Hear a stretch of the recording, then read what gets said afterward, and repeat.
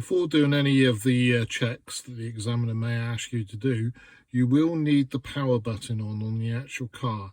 So to do this without your foot on the brake, all you need to do is press the button once, leave a second or so, and then press it again.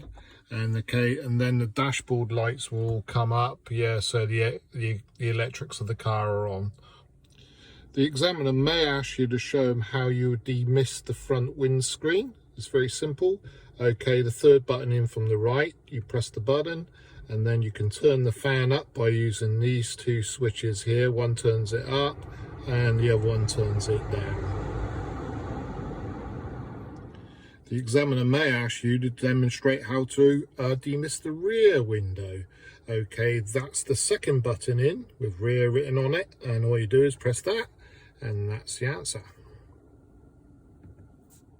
If the examiner asks you to show them how you would check your headlights, all you need to do is twist this twice and then say, walk around the car and check all the lights are working.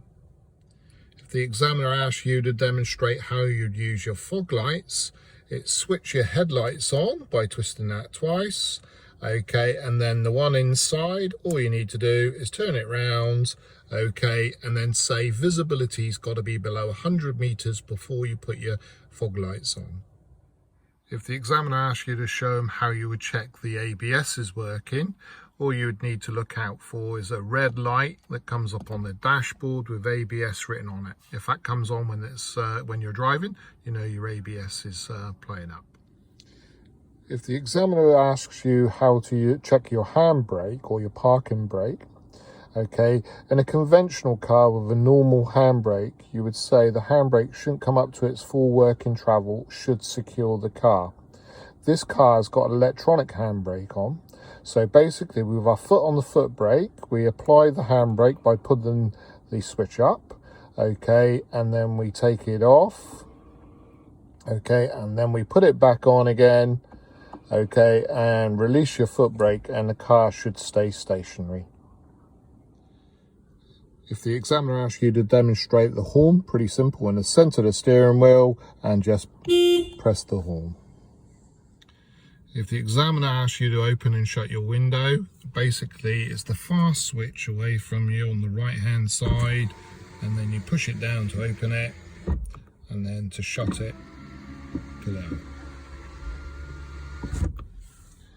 If the examiner asks you to demonstrate how you'd check your indicators, very simple.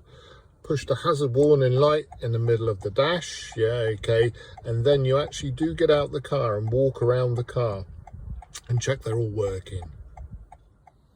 If the examiner asks you to show them how you would check your brake lights are working, you'd use a reflective surface like a garage door or window, and then put your foot on the brake and see if you can see the reflection, or you'll get somebody to help you. On your test, the examiner will stand outside the car with the ignition on but the engine off. You put your foot on the foot brake and the examiner will check them.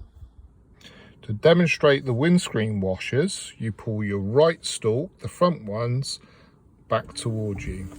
Okay, and then you will see the windscreen washers. To demonstrate the rear washers, you push the lever away from you and keep your thumb applied and it squirts the water out, okay, and washes the back windscreen. If the examiner asks you how you would demonstrate the actual foot brake is okay, it shouldn't feel spongy or slack, and when being applied, it shouldn't pull to one side. You should test the brake as you drive away.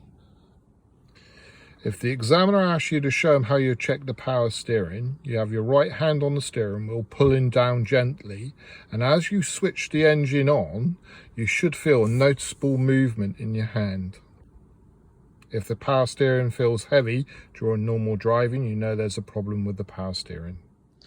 If the examiner asks you how you adjust your headrest, your headrest should be adjusted so the top of the headrest is in line with the top of your ears, top of your eyebrows. If it's higher than that, that's fine. To open the bonnet, basically you pull the lever which is situated to the right of the steering wheel underneath the dash, this button here, and that opens the bonnet. Move round to the front of the car. Okay, when you're round to the front of the car, Okay, you can see where the catch is on the bonnet. Okay, that just goes that way. Okay, and then obviously you put your prong over to the left. Yeah, okay, so it's in the hole down here. The examiner may ask you to tell him how you would check the oil. The oil is the yellow dipstick here. Okay, so basically what you just do, you don't actually do it, you just point to it and you say, you would take the dipstick out, wipe it off, put it in, bring it back out again, and the markers should be between the minimum and max. Yeah, so they all. Brake fluid is this one at the back. Yeah, okay, and that needs to be between the minimum, max and markers on the side. Okay, coolant, we've got 2 bottles. Yeah, okay, and they both should be between the minimum and max markers on the side. Okay, and the windscreen washer bottle, which is this one here, just needs to be filled up. So it's oil, brake fluid, coolant, and windscreen washer bottles, all between minimum and max markers on the side, except for the windscreen washer bowl that just needs to be filled up.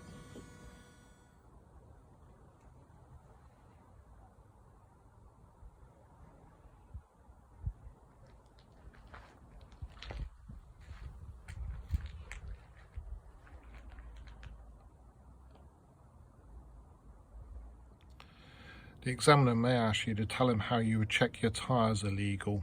Okay, the minimum tyre tread depth is 1.6 millimeters across the centre of 3/4 of the breadth of the tyre, including your entire outer circumference. You should also check for any cuts or bulges by putting your hands around the tyres.